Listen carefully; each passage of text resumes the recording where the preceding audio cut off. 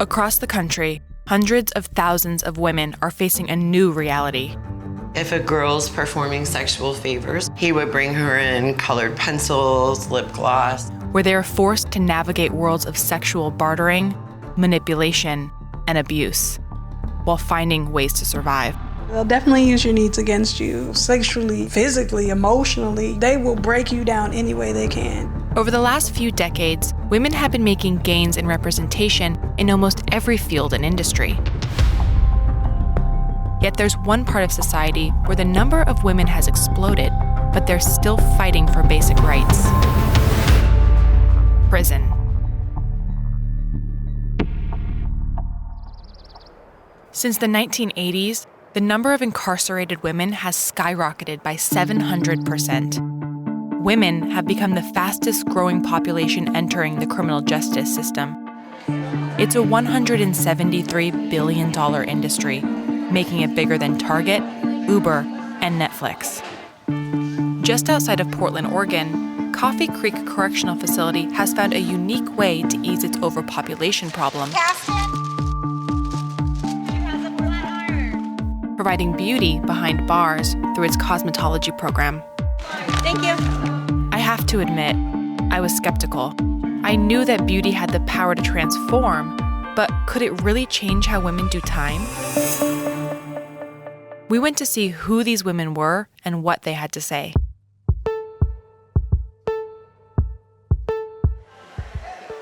The cosmetology program here started in 2002, when Coffee Creek saw a need for female-focused programming and decided to do something about it. What do you want to do today? Just a trim. The program has become so popular that it recently doubled in size. Fellow inmates make up most of the clients who come in for services provided by the students. How's that? Yeah. Everything from hair and makeup to gels and even eyelash extensions. I think it looks really good. You did a very good job. The program itself is highly competitive to get into.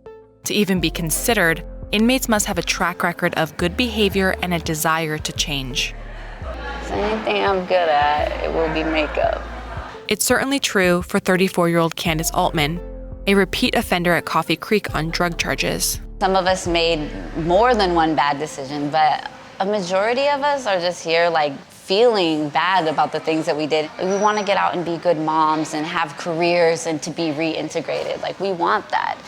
The majority of women coming into prison are like Candace, in for a nonviolent offense and the primary caretaker of a child under 18. It doesn't look like much now, but it's going to be nice when it's done. They're also predominantly women of color. This is my third time in prison. And so every other time it's just been hopeless, waste of time. For the first time, I feel like I just have this goal, this just some kind of purpose. Why is beauty especially important for women who are in prison? You kind of lose your femininity. We all wear men's jeans and these terribly fitting blue t-shirts. They take away kind of all your individuality. They take away everything like that. So I think you taking care of yourself and doing your makeup and fixing your hair, it just helps your whole attitude about being here. It's all affected by that, I think. Someone might say that women in prison don't necessarily deserve access to beauty products. What would you say to that? Maybe it's not a matter of deserving these things. It's a matter of rehabilitating people or giving them hope and keeping them from continuing the same cycles and coming back. We have a lot of women that are here that we find have co-occurring disorders, so both mental health issues and alcohol and drug treatment needs. And they find themselves on this path that they don't really have a lot of control in. Christine views the success of the cosmetology program as proof that an approach tailored towards women works. These women, a number of them repeat bad relationships, and the notion of their own sense of worth and value is not something they have a great grasp on. Certainly the programs help the practice. They help the sense of, I can do this, I know how to do this, and supporting them in that manner is crucial. Many of the women here at Coffee Creek and across the country come into prison with a history of mental health issues, domestic violence, and sexual abuse that makes their rehabilitation that much more complicated. Programs like this not only provide women with an access point to beauty and self-care, but help to bridge the gap of mental health, drug, and social services that are underfunded, despite the fact that for every taxpayer dollar spent on services, up to 5 more are saved in recidivism. Coffee Creek gave me a glimpse into what a prison at the forefront of responding to the influx of incarcerated women looks like. But I wanted to know, how were other prisons across the country responding? I went to visit another program in another prison with a very different environment. Lowell Correctional Facility is one of the largest women's prisons in the country. The officers are underpaid and stretched thin, often at the expense of the inmates. But there's a bright spot, the cosmetology program. As soon as I walked in, I met Carrie, who after serving almost 3 years for multiple charges, was coming in for a haircut before being released the next day. Why was it important for you to come in today before you get out tomorrow? I mean, it just means everything to have your hair done and walk out and feel good about yourself as you're re-entering society. When those little things are taken away, you don't realize how important they are until you don't have them. It makes sense. For many women, including myself, beauty has been ingrained in us by society as an integral part of how we understand who we are. And in prison, where so much is stripped away from you, makeup becomes a lifeline to hold on to. It was clear that this program was doing a lot for these women, but even in this little sanctuary, they couldn't entirely escape what was allegedly going on beyond these walls.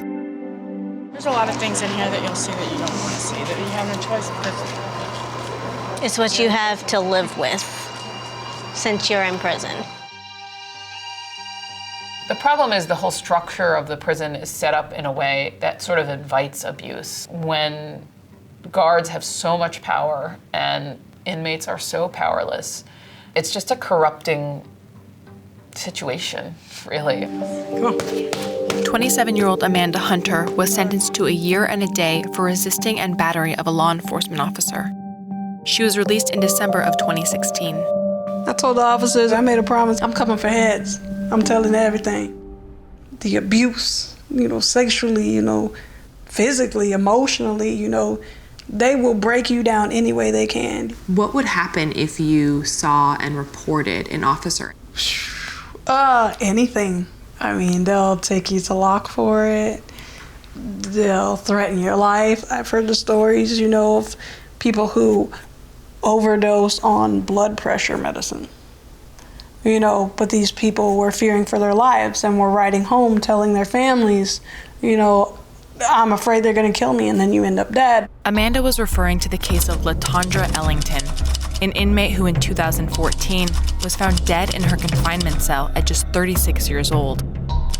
The autopsy ruled it a natural death, even though toxicology reports found levels of blood pressure medication 7 to 8 times the normal amount. Just 10 days before, LaTondra allegedly witnessed an officer having sex with an inmate. LaTondra said that when she threatened to report it, the officer threatened her life. The mysterious conditions surrounding LaTondra's death set off a series of investigations that came out in the Miami Herald. The reports revealed a culture of abuse by officers, including sexual bartering with inmates for things like cigarettes, sanitary pads, or even makeup. 40-year-old Natalie Hall witnessed firsthand how the conditions at Lowell opened the door for exploitation. I'm not gonna project like I was some perfect model inmate, because I wasn't. Natalie was sentenced to 5.5 years for armed robbery. She told us that she's been clean since her release in March of 2017, blaming her heroin habit for putting her in the wrong place with the wrong people. So these are colored pencils. They're contraband, which means you can't have them, but we still get them. And you dip it in water and it just comes right off. We would do our eyes with them. Where did you get them? Usually, if a girl's performing sexual favors for an officer, he would bring her in colored pencils, lip gloss, things like that she could use for makeup or to sell. She revealed to us that this kind of sexual bartering for makeup was just the tip of the iceberg. You would have to sit at the window and basically flirt with a male officer for a good 20, 30 minutes just to get just enough toilet paper to use the restroom. They'll definitely use your needs against you. You know, the things that they keep from us, you know, toilet paper, pads.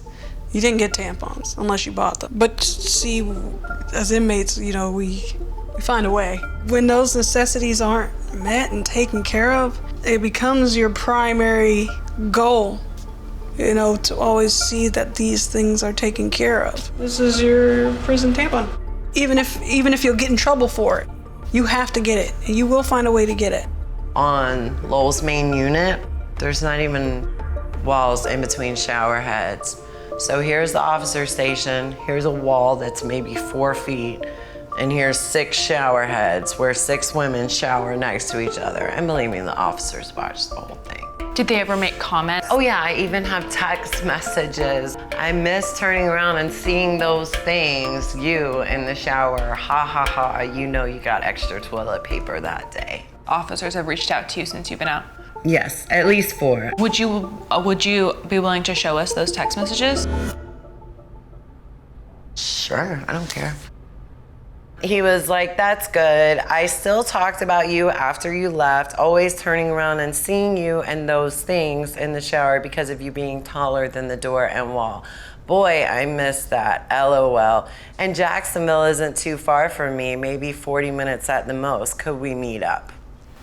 What does he mean by those things? My breast. I really thought he was just like checking in on me. And I think this is when it hit me, all they wanted was sex.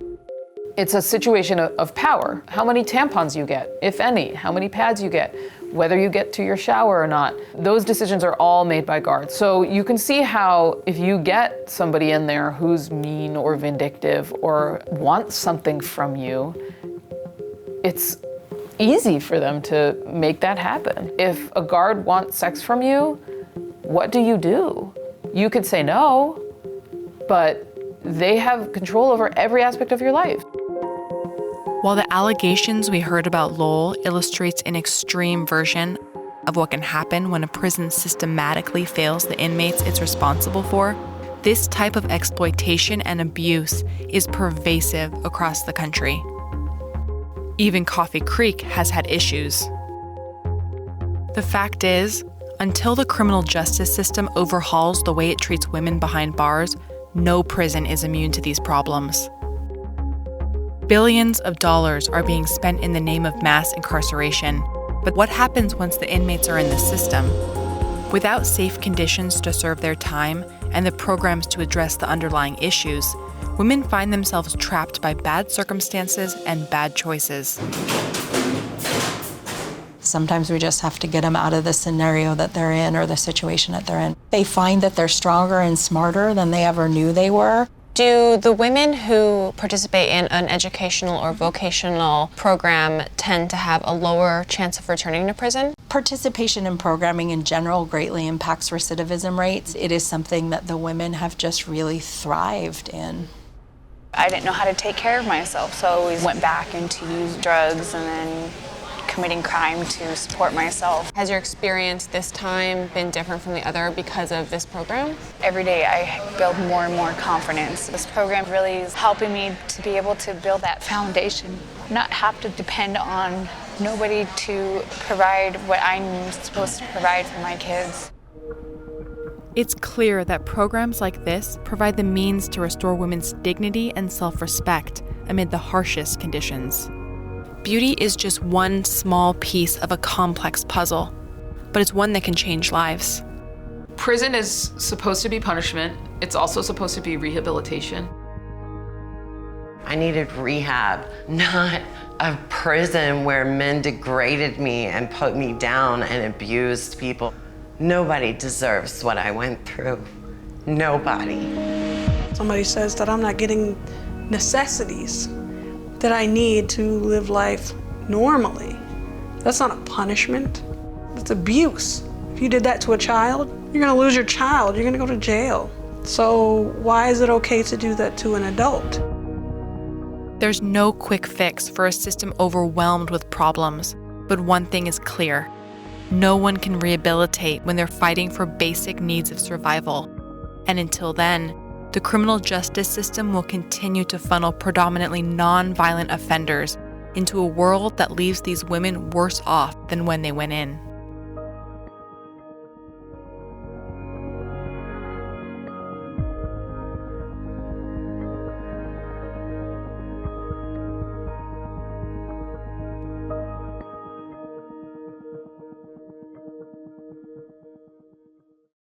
Thanks for watching Refinery29. For more videos like this, click here, and to subscribe, click here.